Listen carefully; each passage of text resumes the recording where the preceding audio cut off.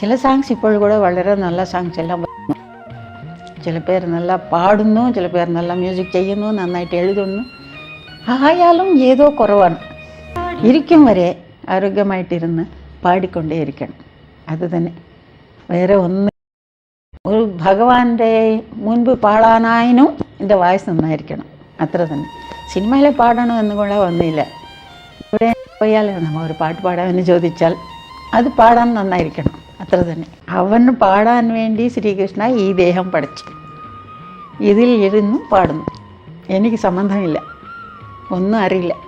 Modulations അതെല്ലാം കൂടെ ആരും പഠിപ്പിച്ച് തന്നിട്ടില്ല, ഓട്ടോമാറ്റിക്കായിട്ട് വരുന്നു. അതുകൊണ്ട് എനിക്കൊന്നും അറിയില്ല.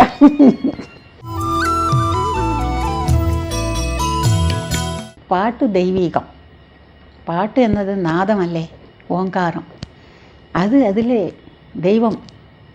എല്ലാവരും പാട്ട് കേൾക്കുമ്പോൾ എങ്ങനെ മയങ്ങും, ആനന്ദം എല്ലാം മറക്കും, കഷ്ടങ്ങൾ എല്ലാം മറക്കും അല്ലേ. അത് എന്തിന്? ആ നാദത്തിൽ ഭഗവാന്റെ ഒരു ഇത് ഉണ്ട്, അതുകൊണ്ടാണ്. ഭഗവാന്റെ അരികിലുണ്ട് മ്യൂസിക്, ഓങ്കാരം. അതുകൊണ്ട് തന്നെ ആനന്ദം എല്ലാവർക്കും. മുൻപ് എൻ്റെ ഭർത്താവ് തന്നെ എല്ലാം നോക്കുന്നു, പ്രോഗ്രാംസ് എല്ലാം സംസാരിക്കുന്നത്, എന്നെ കൂട്ടിക്കൊണ്ട് പോകുന്നത്, റെക്കോർഡിങ് എല്ലാം അവർ തന്നെ. ഇപ്പോൾ എൻ്റെ മോൻ തന്നെ എല്ലാം നോക്കുന്നു. എനിക്കൊന്നും ഈ പ്രോഗ്രാം പറ്റിയല്ല, എനിക്കൊന്നും അറിയില്ല. മോൻ സംസാരിച്ചിട്ട് പോകാമെന്ന് പറഞ്ഞാൽ ഞാൻ പോകും, പാടും, അത്ര തന്നെ.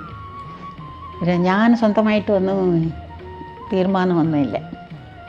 അവർ വിളിച്ചാൽ പോകും, പാടും, ഇല്ലെങ്കിൽ വീട്ടിലിരിക്കും. എനിക്ക് കൊച്ചു പ്രായത്തിൽ നിന്ന് ആ സ്റ്റേജ് ഫിയർ. ആദ്യം പാടുമ്പോൾ ഫസ്റ്റ് AVM സ്റ്റുഡിയോയിലെ ഓഡിഷൻ കൊടുത്തപ്പോൾ കൂടെ എനിക്കങ്ങനെ ഒന്നുമില്ല. അങ്ങനെ മൈക്ക് വെച്ചു പാടിക്കൊണ്ടേയിരുന്നു. എല്ലാവരും വളരെ ലൈക്ക് ചെയ്തു, എത്ര നന്നായിട്ടിരിക്കുന്നു എന്ന്. എനിഷ്ടംപോലെ പാടി. എനിക്കങ്ങനെ ഒന്നുമില്ല, ചെറുപ്രായത്തിൽ നിന്നില്ല. സ്റ്റേജ് ഫിയർ, ഒരു ടെൻഷൻ ഒന്നുമില്ല. എവിടെ പാടിയാലും അപ്പോഴെല്ലാം സിറ്റുവേഷൻ പറയും, ഇത് സിറ്റുവേഷൻ ഇങ്ങനെ. ഇപ്പോൾ സിറ്റുവേഷൻ എന്നാൽ എല്ലാ പാട്ടും ഇപ്പോൾ ലവ് സോങ്സ് എല്ലാം ഒരേപോലെ തന്നെ. അത് സിറ്റുവേഷൻ പറയാൻ ആവശ്യമില്ല, അത് ലിറിക് കണ്ടാൽ തന്നെ മീനിങ് മനസ്സിലാകും. ചില സിറ്റുവേഷൻസ് സ്പെഷ്യലായിട്ടിരിക്കും. ഇത് കരയുന്നതോ ഇല്ല, വളരെ കരഞ്ഞ് പാടണം, ചിലത് വളരെ ചിരിക്കണം, ഇതെല്ലാം പറയും. പിന്നെ ചിലത് എങ്ങനെയെന്നാൽ വളരെ വേദനയായിരിക്കും, പക്ഷേ പുറത്ത് കരയാൻ പാടില്ല.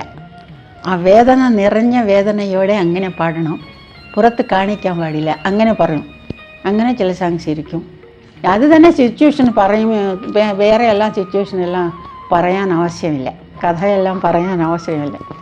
ഇപ്പോൾ പുതിയതായിട്ട് വരുന്ന പിക്ചേഴ്സിലെല്ലാം മലയാളം എനിക്കറിയില്ല. അവിടെയെല്ലാം ഒരു ഹീറോയിൻ കണ്ടാൽ ഇങ്ങനെ നോക്കിയാൽ ഉടനെ ഒരു പാട്ട്, ഒരു ഡ്യുവറ്റ് കുതിച്ചുകൊണ്ട് ഡാൻസ് ചെയ്യുന്നുണ്ട്, പാടും, മെയിൻ റോഡിൽ ഓടും.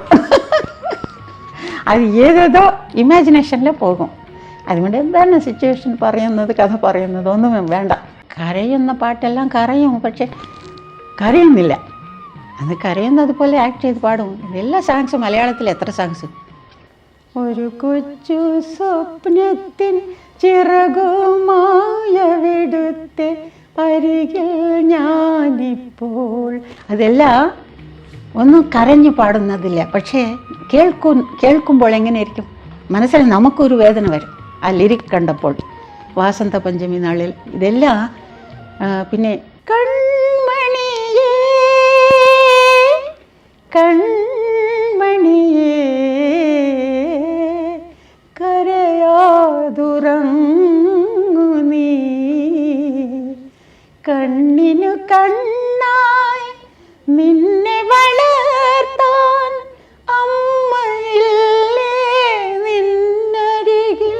ഇതെല്ലാം വേദന അങ്ങനെ മനസ്സിലെ വെച്ചു പുറത്ത് കാണിക്കാതെ പാടുന്ന പാട്ട്. കേൾക്കുന്നവർക്ക് വേദന വരണം, അങ്ങനെയാണ്. ചില സോങ്സ് വളരെ നന്നായിട്ട് നമ്മൾ എങ്ങനെ ഇരിക്കണമെന്ന് വിചാരിക്കും, അങ്ങനെ പിക്ചറൈസ് ചെയ്യും. ചില സോങ്സ് കെട്ടുപോകും പിക്ചറിൽ. നമ്മൾ ഈ പറഞ്ഞത് ഒരുപോലെ ആയിരിക്കും, പിക്ചറൈസേഷൻ ഒരുപോലെ ആയിരിക്കും. പിന്നെ നല്ല എക്സ്പ്രഷൻസ് എല്ലാം കൊടുത്തപ്പോൾ അത് കാണിക്കാതെ ദൂരമായിട്ട് പിന്നാലെ ഇത് മറ ഇടയിൽ ഇങ്ങനെ വന്നാൽ അതെല്ലാം പോകും. അങ്ങനെയില്ലാതെ രജിസ്റ്റർ ചെയ്യണം. ഒരു ക്ലോസപ്പ് എല്ലാം കൊടുത്ത് നല്ല സംഗതി, നല്ല എക്സ്പ്രഷൻ വന്നപ്പോൾ ക്ലോസപ്പ് കൊടുക്കണം. അങ്ങനെയുള്ള പിക്ചറൈസ് ചെയ്യുന്നില്ല ചില പേർ. കഴിഞ്ഞ കഥയിലെ കഥാനായകൻ കനിഞ്ഞു നൽകിയ നിധിയല്ലേ, കഴിയാത്ത കഥയിലെ കണ്ണീർ കഥയിലെ കഥാനായകൻ നീയല്ലേ. ഇത് എനിക്ക് സംബന്ധമാണ്. അതുകൊണ്ട് വേദന വരും. എന്തിനാൽ കഴിഞ്ഞ കഥയിലെ കഥാനായകൻ എൻ്റെ ഭർത്താവ്, കഴിയാത്ത കഥയിലെ കണ്ണീർ കഥയിലെ കഥാനായകൻ എൻ്റെ മോൻ അല്ലേ. അങ്ങനെ ചില സോങ്സ് എനിക്ക് വേദന സത്യമായിട്ട് വരും. എല്ലാ പാട്ടിലും ഇല്ല, അങ്ങനെ ഇരിക്കും. ചിലത് നമുക്ക് അപ്പോൾ പാടിയപ്പോൾ ഒന്നുമില്ല, പിന്നെ പിന്നെ ഞാൻ പാടിയപ്പോൾ അവരുണ്ട് എൻ്റെ ഭർത്താവ്. ഒരു പാട്ട് കൂടെ അവരില്ലാതെ ഞാൻ പാടിയില്ല. അപ്പോൾ എല്ലാവരും എൻ്റെ കൂടെ അവരെപ്പോഴും റെക്കോർഡിങ് വരും. അവരില്ലാതെ ഒരു പാട്ടും ഞാൻ പാടിയിട്ടില്ല. പിന്നെ തന്നെ എനിക്ക് അത് ഓർമ്മ വരുമ്പോൾ വേദന വരും. എൻ്റെ സിറ്റുവേഷനൊക്കെ കറക്റ്റായിട്ടിരിക്കുന്ന പാട്ട്. അങ്ങനെ ചില സോങ്സ് അതുപോലെ അങ്ങനെ വേദന. ചില സോങ്സ് ചിരിച്ച് പാടിയ സോങ്സ് ഇപ്പോൾ കേട്ടാലും പാടുമ്പോൾ ചിരിപ്പ് വരുന്നില്ല, ചിരിച്ചാൽ പാട്ട് വരുന്നില്ല. കരഞ്ഞാലും പാട്ട് വരില്ല, ചിരിച്ചാലും പാട്ട് വരുന്നില്ല. ആ സോങ്സ് കേൾക്കുമ്പോൾ ചിരി വരും. ഈ ജാനകി എന്ന വ്യക്തിയായിട്ട് ജാനകി ഒന്നുമില്ല. ഓൺലി സിംഗർ ജാനകി തന്നെ. പിറന്നതേ പാടാൻ പിറന്നു, പാടിക്കൊണ്ടേ ഇരിക്കുന്നത് വരെ പാടും വരെ ഇരിക്കും. അത്ര തന്നെ. പാടിയിട്ടില്ലെങ്കിൽ ഞാനില്ല, ഞാനിരിക്കും വരെ പാടിക്കൊണ്ടേയിരിക്കും. ജാനകി പാടാൻ തന്നെ വന്നു, പാട്ട് ജാനകി.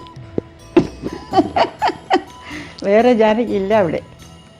എനിക്കെല്ലാ ലൈഫെല്ലാം പാട്ട് തന്നെ. ഇല്ലെങ്കിൽ എന്തിരിക്കും, എനിക്കൊന്നുമില്ല. ഇത്ര സോങ്സ് പാടി തന്നെ മ്യൂസിക് ഡയറക്ടേഴ്സ്ക്ക് അതിൽ ഹാഫ് ക്രെഡിറ്റ് മ്യൂസിക് ഡയറക്ടേഴ്സ് പോകും. ആ ലിറിക് റൈറ്റേഴ്സ്, എഴുതിയവർ, മ്യൂസിക് ചെയ്തവർ, പാടിയവർ പിൻപ്. പക്ഷേ നന്നായിട്ട് പാടണം, ഇല്ലെങ്കിൽ എത്ര നല്ല പാട്ടായാലും കെട്ടുപോകും. സിംഗർ നന്നായിട്ട് പാടിയാൽ തന്നെ ആ പാട്ട് നന്നായിട്ട് കേൾക്കാൻ ആനന്ദമായിട്ടിരിക്കും. ഇല്ലെങ്കിൽ അതങ്ങനെ പോകും. അതുകൊണ്ട് പാടുന്നവർ വളരെ മുഖ്യം. പക്ഷെ മ്യൂസിക്, നല്ല മ്യൂസിക് ചെയ്ത് ആ മ്യൂസിക് ഡയറക്ടർക്ക് എല്ലാവരും ഞാൻ എപ്പോഴും അവർക്ക് താങ്ക്സ് പറയും. അയ്യോ എത്ര നല്ല മ്യൂസിക്, അഡ്മയർ ചെയ്യും എപ്പോഴും.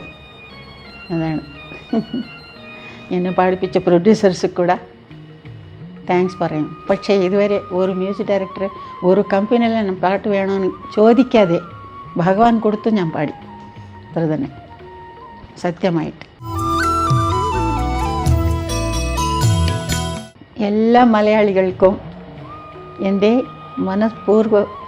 ഹൃദയപൂർവകമായിട്ട് ഓണാശംസകൾ ഞാൻ പറയുന്നു. എല്ലാവരും നന്നായിരിക്കണം. Best of luck.